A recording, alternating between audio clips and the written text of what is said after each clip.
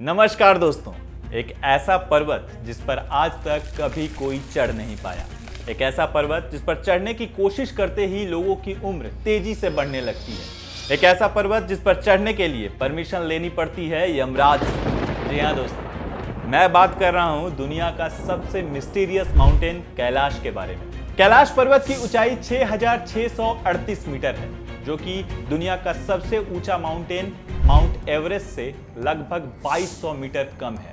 जी हाँ, mount Everest की ऊंचाई 8,850 मीटर है, लेकिन फिर भी माउंट एवरेस्ट पर आज तक करीब 6,500 से ज़्यादा लोग चढ़ चुके हैं, लेकिन कैलाश पर आज तक कोई नहीं चढ़ पाया। लेकिन क्यों? क्या सच्चाई है इस कैलाश पर्वत के पीछे? क्या राज है कैलाश पर्वत को लेके जिस पर आज तक कोई चढ़ नहीं पाया? चलिए आज की वीडियो में आप और हम मिलकर उन गुत्थियों को सुलझाते हैं जो कैलाश पर्वत को लेकर बड़े बड़े सवाल खड़ा करते हैं।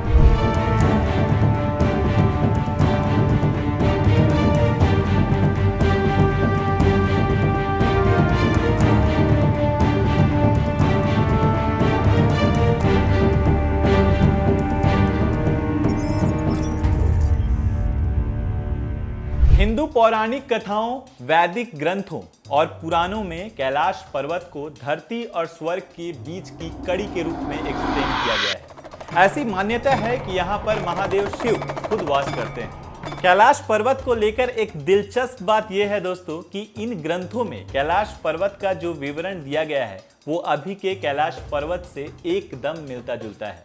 इन पुराणों में कैलाश पर्वत को विश्व का स्तंभ कहा गया है। कैलाश पर्वत को लेकर एक और फैक्ट है। कैलाश पर्वत से नॉर्थ पोल की दूरी 6,666 किलोमीटर है, जबकि साउथ पोल की दूरी इसका डबल यानी 13,332 किलोमीटर है।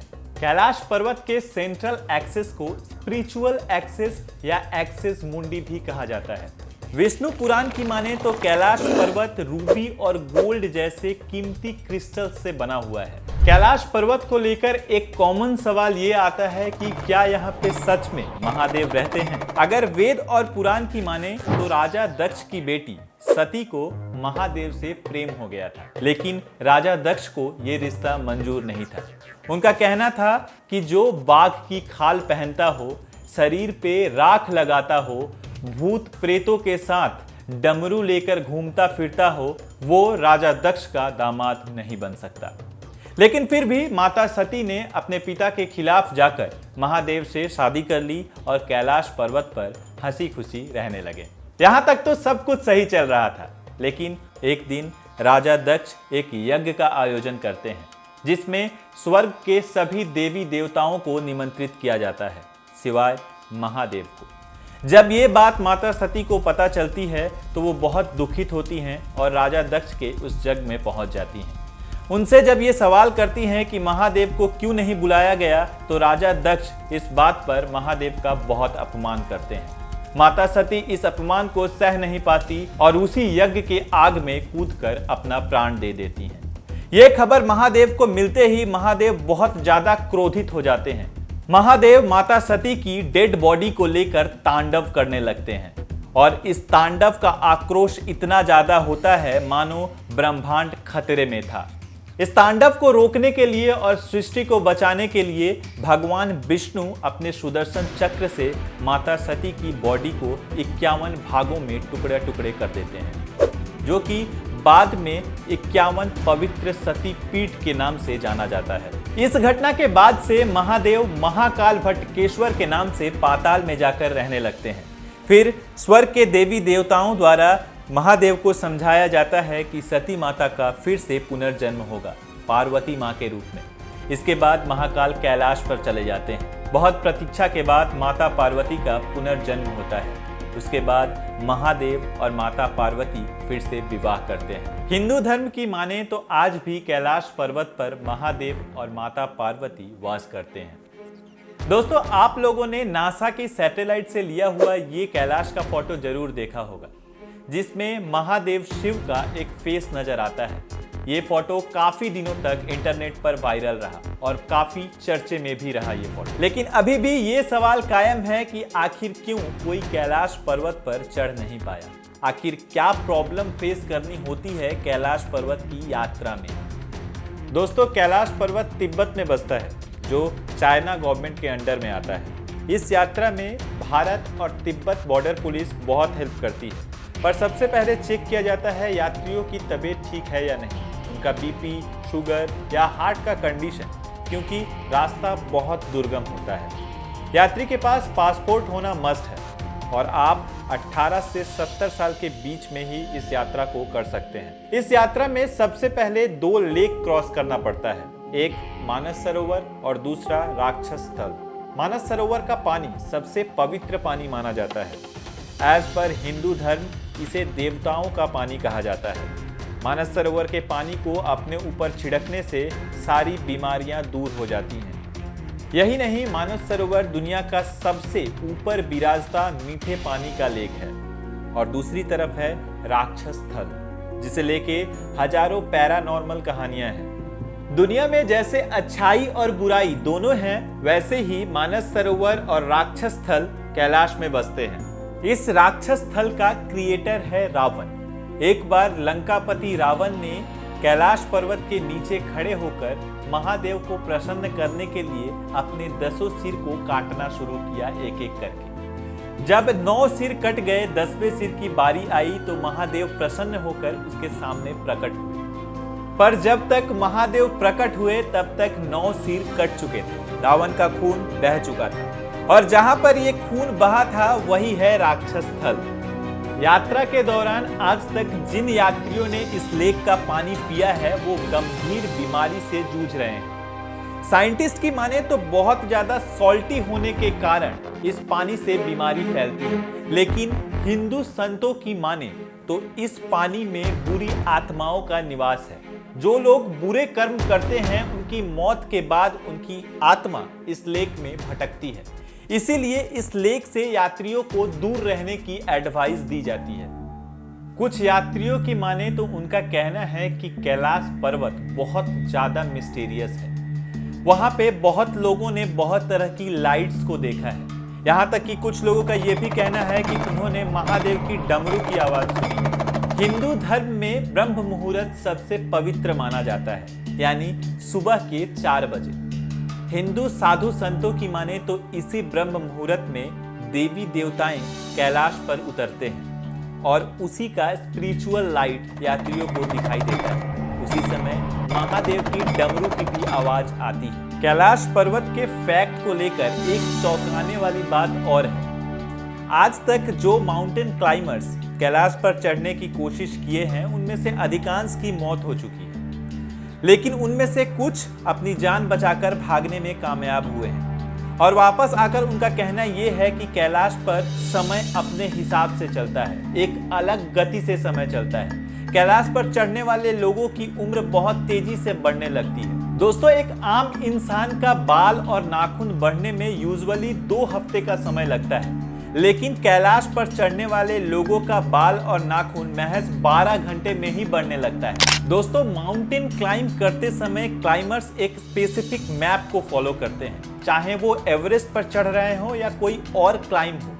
लेकिन कैलाश पर चढ़ने वाले माउंटेन क्लाइंबर्स का कहना है कि कैलाश हमेशा अपना पोजीशन चेंज करते रहता है। इस पर कोई भी स्पेसिफिक मैप काम ही नहीं करता, और कैलाश का ये लगातार दिशा बदलना ही कैलाश पर ना चढ़ने का एक इम्पॉर्टेंट रीजन साबित होता है। दोस्तों, अगर आप कैलाश पर्वत को ध्यान से देखें तो कैलाश पर्वत का शेप बाकी माउंटेन से काफी अलग है। ये एक पिरामिड के शेप जैसा दिखता है, और क्लाइंबर्स का कहना है कि ये पिरामिड की आकृति के होने के कारण ही इस पर चढ़ना और भी ज्यादा मुश्किल हो जाता है। कुछ रिसर्चर्स की माने तो कैलाश पर्वत 2 करोड़ साल पहले एलियन सिविलाइजेशन का बना हुआ एक पिरामिड है। इस मुद्दे पर डॉक्टर अर्नेस्ट मुल्दासिव, जो कि एक रशियन रिसर्चर्स थे, उन्होंने अपनी पूरी जिंदगी कैलाश पर्वत पर रिसर्च करके बिताई। उनका कहना था कि कैलाश पर्वत एक एशियन मैन मेड पिरामिड है।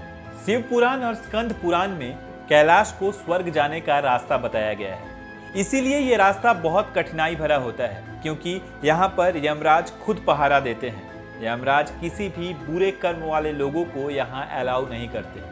यात्रा शुरू करने से पहले सबसे पहला जो द्वार है वो यम द्वार है। यहाँ यमराज का परमिशन लेने के बाद ही यात्रा शुरू होती है। यात्रा यहीं से शुरू होती है और यहीं पे आकर खत्म होती है। लोकल लोगों का मानना है कि इस द्वार को क्रॉस करने के बाद किसी भी इंसान को पीछे मुड़कर नहीं देखना चाहिए, क्योंकि इससे यमराज का अपमान होता है और यात्रा बहुत ज्यादा कठिनाई भरी होती है। इतिहास में आज तक केवल 2 लोग ही कैलाश पर्वत के ऊपर चढ़ पाए हैं सक्सेसफुली। पहला था युधिष्ठिर। महाभारत के युद्ध के बाद द्रौपदी और 5 पांडव ने कैलाश की यात्रा शुरू की, लेकिन यात्रा के दौरान ही द्रौपदी और बाकी 4 पांडवों की मौत हो जाती है। यमराज स्वयं युधिष्ठिर को कैलाश पर्वत तक डायरेक्शन देते हुए ले जाते हैं। और दूसरा इंसान था 11वीं सेंचुरी में जाने वाला एक बुद्धिस्ट योगी जिसका नाम था मेलारेपा, जिनके मन में यह विचार आया कि कैलाश पर्वत की यात्रा की जा सकती है। उन्होंने इस यात्रा को सक्सेसफुली किया और सक्सेसफुली वापस भी जिंदा लौट के आए। लेकिन ताज्जुब की बात तो यह है कि लौटने के बाद मेलारेपा ने किसी से भी एक शब्द बात नहीं की। कैलाश पर क्या था, क्या उन्होंने देखा था, ये सच्चाई दबी की दबी रह गई। कुछ दिनों के बाद ही मेलारेपा ने अपना देह त्याग कर दिया। दोस्तों, क्या आप जानते हैं कि कैलाश के शिखर पर चढ़ना बैन है? जी हाँ दोस्तों, 2001 साल से चाइना गवर्नमेंट ने कैलाश के शिखर पर चढ़ना स्ट्रिक्टली बैन कर दिया है। लेकिन क्यों? पूरी दुनिया को अपनी ताकत से हिला देने वाला देश चाइना आखिर क्यों डरता है कैलाश की चढ़ाई करने से? चाइना ने साल 1990 से 1996 तक कई अटेम्प्ट किए कैलाश की शिखर पर चढ़ने का। पहला अटेम्प्ट था 17 लोगों की एक टीम भेजी गई कैलाश पर, जिसमें से कुछ चाइनीज और कुछ जापानीज साइंटिस्ट थे। उन्होंने एक डेट फिक्स किया जब वो वापस आकर मिलने वाले थे, पर वो डेट ओवर होने के बहुत दिनों बाद तक जब उन 17 लोगों की कोई खबर नहीं मिल रही थी, तब चाइना गवर्नमेंट ने एक रेस्क्यू टीम को भेजा। फिर जाकर पता चला कि टीम के 17 लोगों की ही मौत हो चुकी थी। उनके पास जो कैमरा था वो भी बंद पड़ा था, जो कि आज तक कभी भी ऑन ही नहीं हुआ। इससे पूरी दुनिया हैरान रह गई। पर चाइना कहाँ रुकने वाला था, उसका जोश अभी भी कम नहीं हुआ था। उन्होंने बाई हेलीकॉप्टर कैलाश पर्वत के ऊपर जाने का प्लान किया। यूजुअली कैलाश पर्वत के ऊपर से प्लेन या हेलीकॉप्टर ले जाना स्ट्रिक्टली बैन्ड है, उसके अनप्रेडिक्टेबल वेदर के लिए। कभी धूप तो कभी 5 मिनट के अंदर वेदर इतना खराब हो जाता है कि वहां पे हेलीकॉप्टर या प्लेन को संभालना बहुत मुश्किल हो जाता है। जब चाइना गवर्नमेंट का कैलाश मिशन में भेजा हुआ हेलीकॉप्टर उड़ान भरता है तब वेदर बहुत अच्छा था, पर जैसे ही वो आगे बढ़ता है तब वेदर धीरे धीरे बिगड़ना शुरू होता है। इस समय वो नीचे नहीं जा सकते थे, उनके पास एक ही ऑप्शन था, वो था ऊपर जाना। ऊपर जाते ही काले बादल देखकर वो और भी डर जाते हैं। तभी ऊपर से बिजली कड़कने लगती है और भारी बर्फ गिरने लगती है। हवा की तेज प्रेशर से हेलीकॉप्टर को कंट्रोल कर पाना बहुत मुश्किल हो रहा था। उनका कंपास भी काम करना बंद कर चुका था। उनको नॉर्थ या साउथ का कोई ज्ञान नहीं मिल रहा था, वो दिशा भ्रम हो चुके थे। ऐसे में हेलीकॉप्टर से भी वार्निंग मैसेज लगातार आ रहा था। इस सिचुएशन से उनके पास बचने का एक ही रास्ता था, वापस लौट आना। किसी तरीके से मिशन को बीच में इनकम्प्लीट छोड़ के वो वापस आ गए। इस घटना के बाद चाइना गवर्नमेंट बहुत डर चुकी थी, लेकिन उन्होंने एक बार और अटेम्प्ट लेने का सोचा। दुनिया के बेस्ट 4 माउंटेन क्लाइंबर्स को अपॉइंट किया गया कैलाश पर्वत के शिखर पर जाने के लिए। दोस्तों, आपको बता दें कि कैलाश पर्वत के शिखर के ठीक नीचे एक पानी की धारा है। इन क्लाइंबर्स ने पहले वहीं तक जाने का सोचा, लेकिन जब 7 दिन बाद तक उन क्लाइंबर्स का कोई अपडेट नहीं मिल रहा था तो चाइना गवर्नमेंट ने फिर से एक रेस्क्यू टीम को भेजा। लेकिन इस बार उस रेस्क्यू टीम को ये चारों क्लाइंबर्स जिंदा मिल गए। इन्हें देख के लग रहा था कि इनकी उम्र बहुत ज्यादा बढ़ चुकी है। बाल सफेद हो चुके हैं, नाखून बड़े बड़े हो चुके हैं, चेहरे पर झुर्रियां आ चुकी हैं। ये ठंड से कांप रहे थे।